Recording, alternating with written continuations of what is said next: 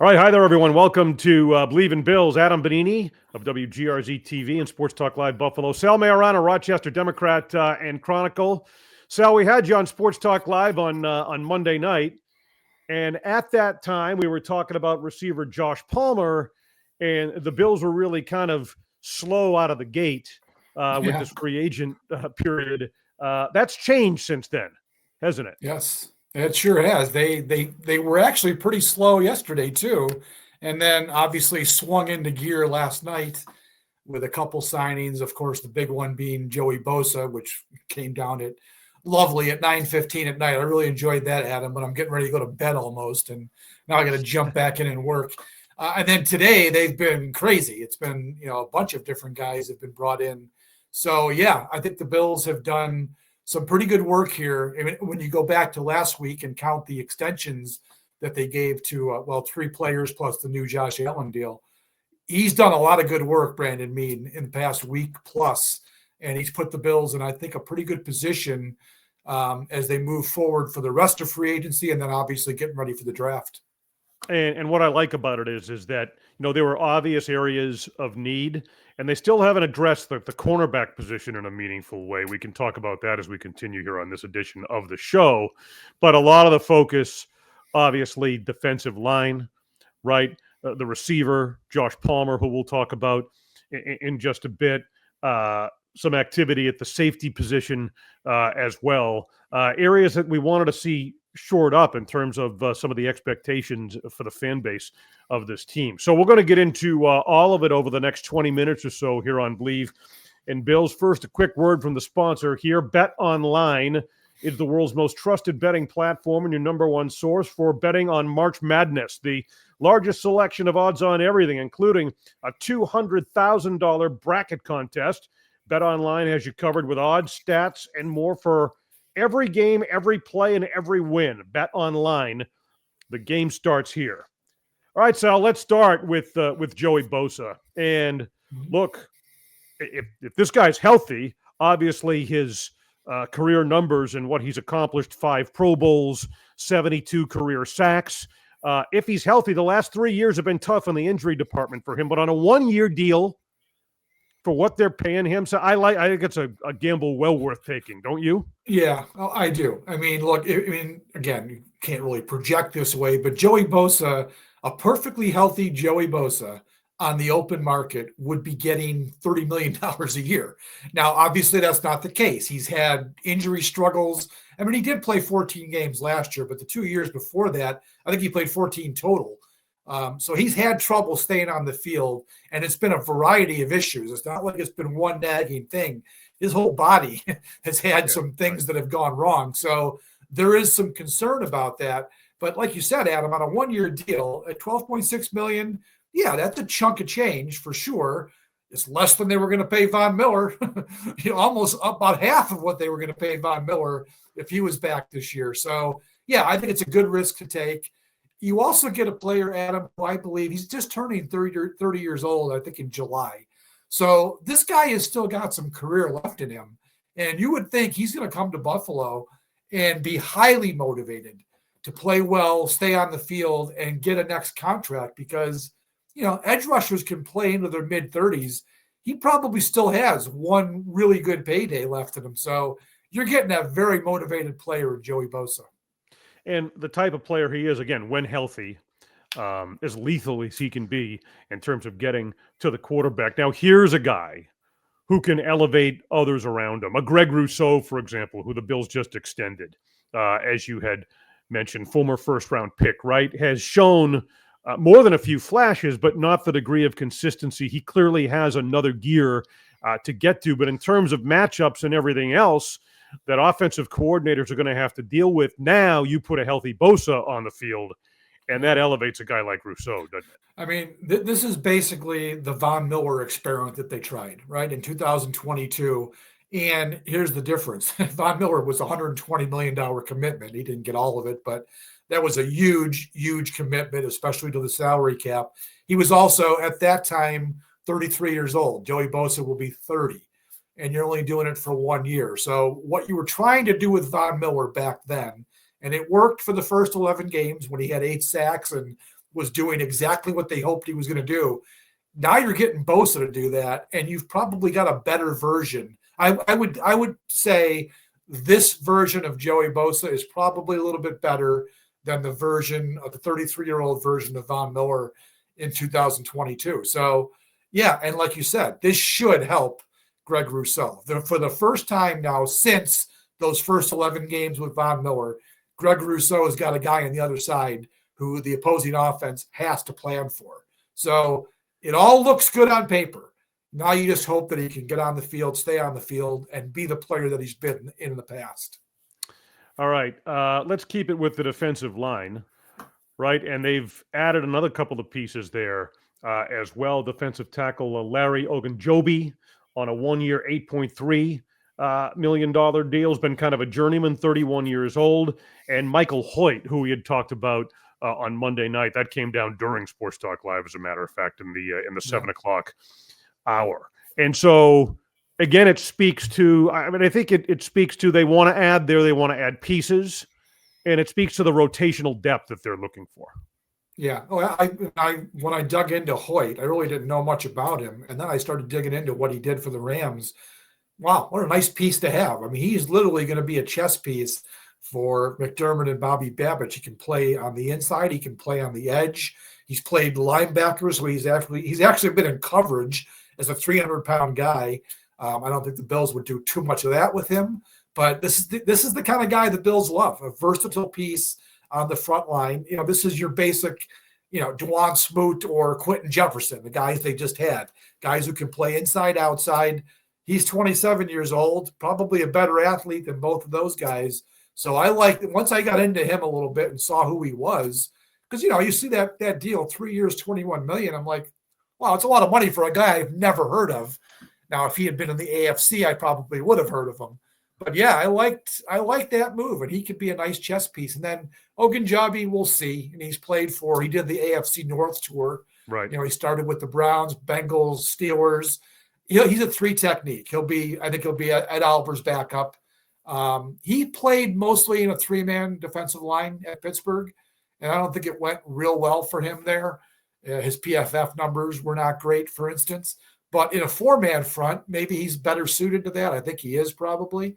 So, look, he's a good rotation piece. And as I just wrote, it's not published yet, but I'm guessing he's a better option than Jordan Phillips, Austin Johnson, Quentin Jefferson, who we just mentioned. The 3 guys they're bringing in are essentially replacing Von Miller. You're going to have to help me because now my brain's going fried here. They're replacing, the Phillips Jefferson group. Right. And who's the other guy that I'm missing that they're replacing? Smoot. Hoyt is going to be the Smoot replacement. On paper, that's better, Adam. Those 3 guys are better than that group that's walking out the door, in my opinion, if all goes well. And what they haven't done yet is add kind of the size, the girth that they need up front. They inside need to. there. They really need to do that. And that's something I think you're going to see Brandon Beane address in the draft. Yeah, it looks that way. They've sort of given their hand out now. I can't imagine that they would draft an edge rusher in the first round because, that's a guy that's going to play, he's going to come in as a rookie with the group they have now. What's he going to get on the field for? 30% of the snaps? They need a defensive tackle, a big guy in the middle of that line who can play. Daquan Jones is still there, but they need him to play a healthy amount of snaps. Ogunjobi is a 305-pound guy. That's still too small. He's a 3 technique. He's at Oliver's backup. They need a guy who can back up and replace Daquan Jones during this season, and then obviously Jones's last year of his contract, be the guy moving forward. And I'm thinking the draft might be the place you do that now. If it's not cornerback, because they certainly need one of those, we'll get to that. One of those 2 positions has to be addressed very early in the draft.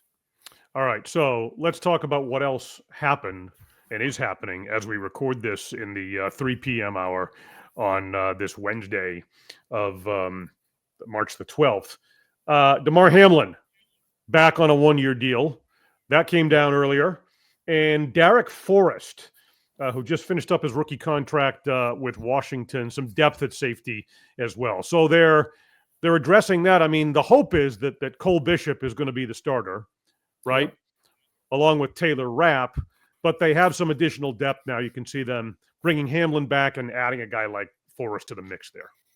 Yeah, they need competition at that position, right? I mean, Taylor Rapp's he's a good enough player, but you can certainly do better than Taylor Rapp. For now, he's probably going to have to be their starter.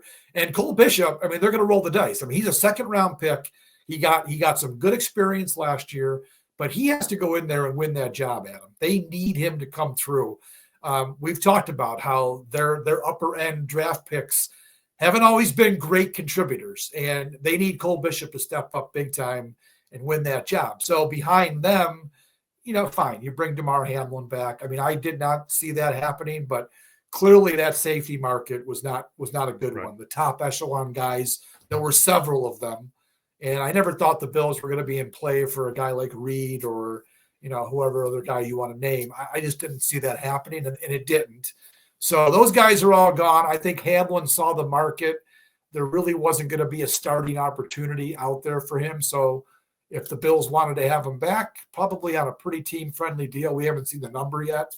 Probably a good move for him to come back to a place he knows. And he also realizes he'll be competing. Nobody knows what Cole Bishop is going to be yet. So he might still have a chance to win that job. As for Forrest, I don't know a whole lot about him. I did see someone on Twitter, one of the draft guys, one of the draft gurus, who said he loved this guy coming out of college. And he actually had the audacity to say he might be the best safety on the Bills roster today. Yeah. Now, who knows? I mean, I have no idea. He was a starter in 2022. I think he had a shoulder injury that he missed most of 23 and then never really got back together last season. So maybe they've got somebody there, totally under the radar guy. But if nothing else, they've added competition to a spot that they really do need competition at. Yeah, that's been, and just, taking a quick look at that agreement, that the feeling is he's going to have an opportunity to compete for a starting job. So it's not necessarily just a depth signing. You had said the word competition. That's exactly what they're getting. And since we're in the secondary, let's talk about the big, it's more than an elephant in the room, right? The situation at cornerback. They've done a good job in terms of keeping their own, but to this point, Christian Benford, former 6th-round pick with a year left on his deal, is going to command an awful lot as the top echelon. And those numbers have gone up since this free agent period. Again, he was initially projected at like $22 million. Brandon Beane absolutely nailed it on that particular pick after whiffing on Kyer Elam at the top of that draft class. But they need to address the situation with Rasul Douglas.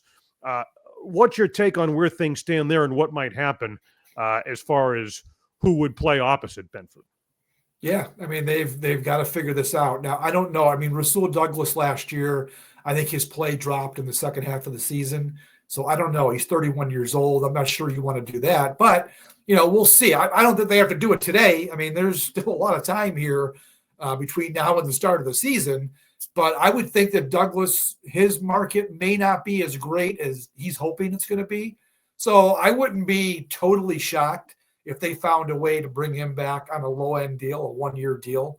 I prefer they go elsewhere. But, again, that's an expensive proposition to get a veteran. Now, as I just said earlier, I think they have to do it in the draft. They've got to get a guy. If it's not going to be that first-round pick, certainly in the second round, they've got 2 second-round picks. They need to make a move to get somebody in place, for the future. You could do a stopgap for this season and sign a veteran, but you want a guy that's going to be in there long term. So they've got to do that in the draft, Adam. If they don't, I'll be pretty disappointed.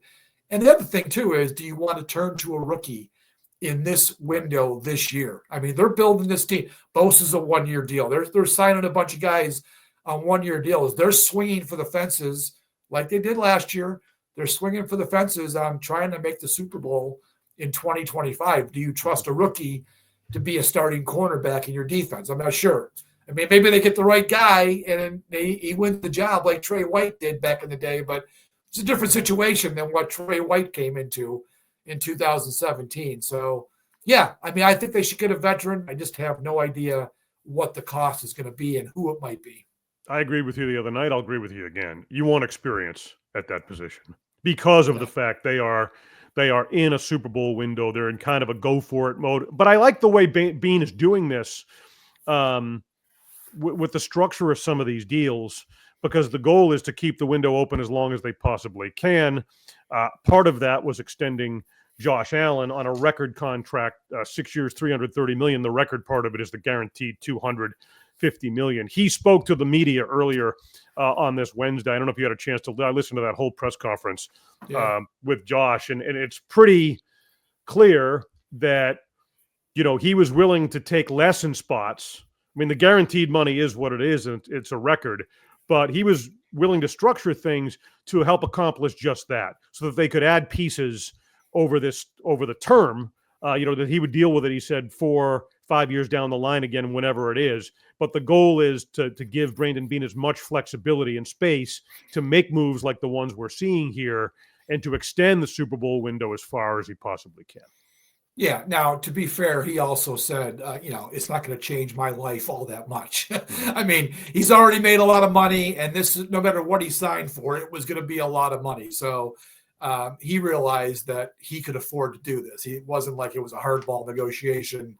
He's fine in his life. Not to mention his future wife probably makes more than he does, I would guess. So he's fine. He's doing what Brady did back in the day. Brady was always a little bit under the top level. Mahomes has even done this in a couple of his negotiations. So this is what these guys do because they're chasing Super Bowls. Now, the difference is Brady and Mahomes have won Super Bowls. Josh hasn't gotten there. But, yeah, he has given the Bills a little bit of extra playing money to deal with this, with the cap. I also think it's interesting that, he realizes they were pretty good on offense last year, and they brought back a couple pieces with Ty Johnson and, Reggie Gilliam, whatever. Mm-hmm. But the only real big addition has been Josh Palmer so far. The Bills are addressing the defense. And if you listen to him today, he's pretty happy about that. He talked about Bosa being a stud. Right. He likes what they're doing because they need to build the defense. I think Josh realizes they're not winning squat if they don't get this defense into a place that it's Super Bowl caliber. They can score all the points. They scored 525 points last year. What did it get them? It didn't get them to the Super Bowl. So he understands the defense has got to be built, and the money they're saving on his massive record contract is going towards the defense. Yeah, there's no question about it. I mean, we've seen what has happened. This has been the shortcoming of the Buffalo Bills. When you get to, as we talked about during the season, when you get to the divisional round or the conference championship, you're going against really good teams where you've come up short or where you don't quite measure up. More often than not, is exposed, and you're vulnerable there.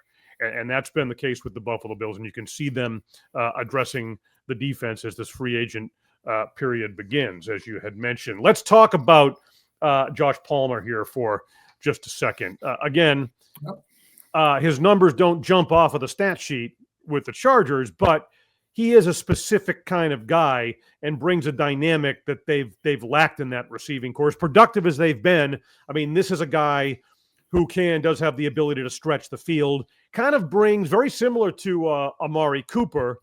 The hope is that he can be more productive on the stat sheet than Cooper ultimately was.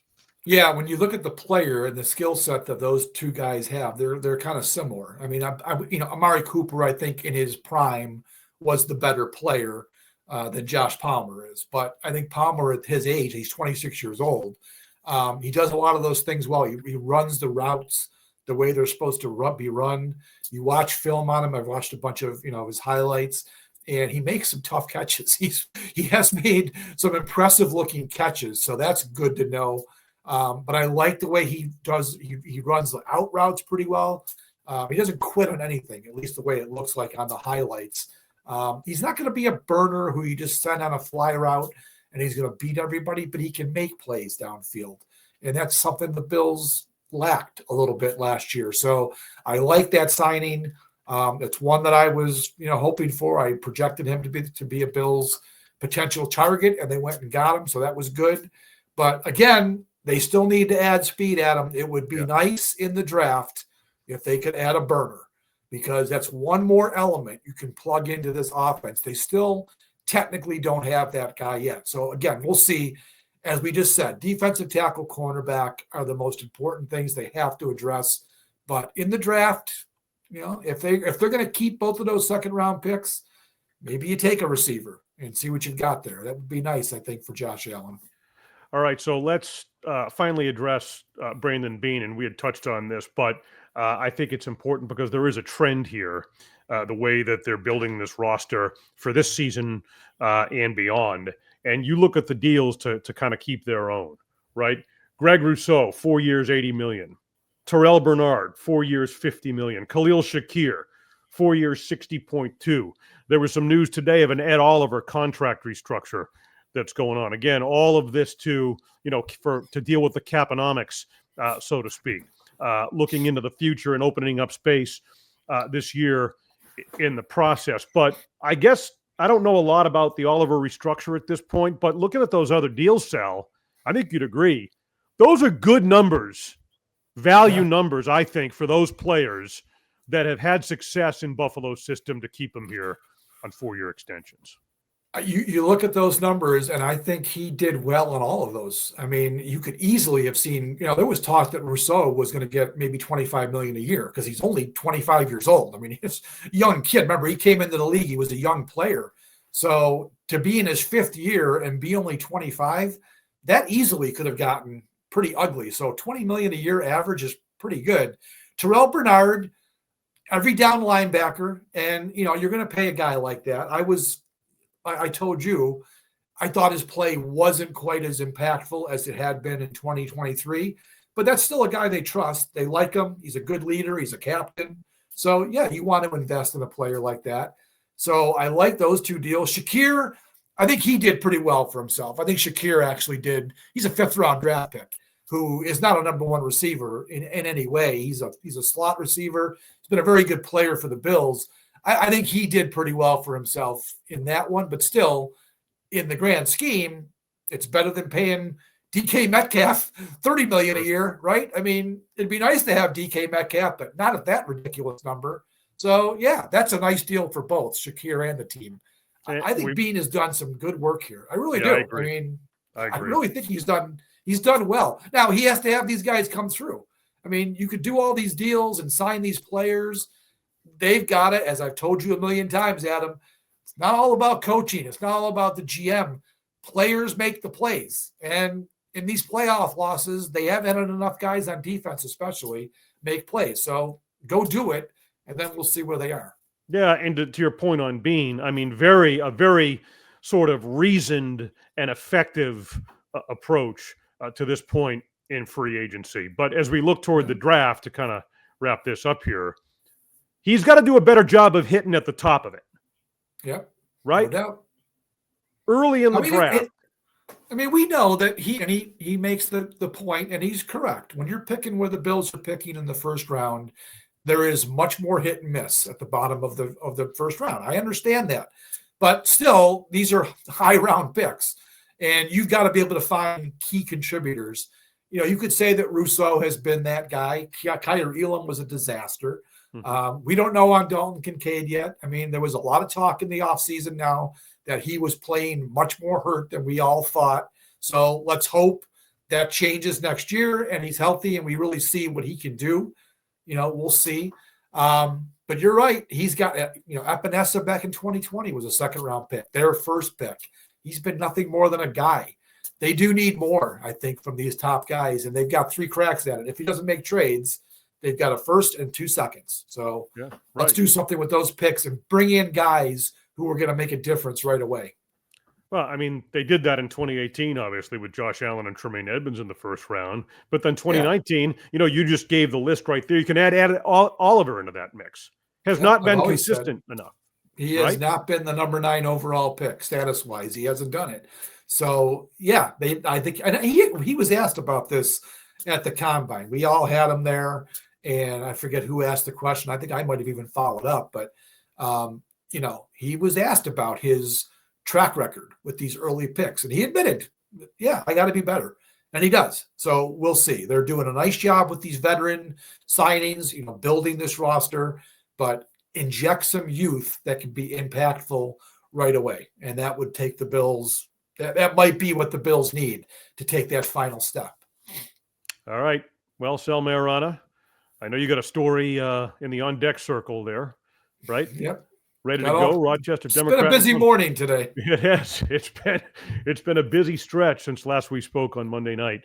Sports Talk Live. So we'll continue to follow it. Sal Maiorana, Rochester Democrat and Chronicle. I'm Adam Benigni, WGRZ TV. Sports Talk Live comes your way every Monday night through the offseason on WGRZ TV, Channel 2 in Buffalo. So for Sal, I'm Adam, and thanks for being with us here on Believe in Bills.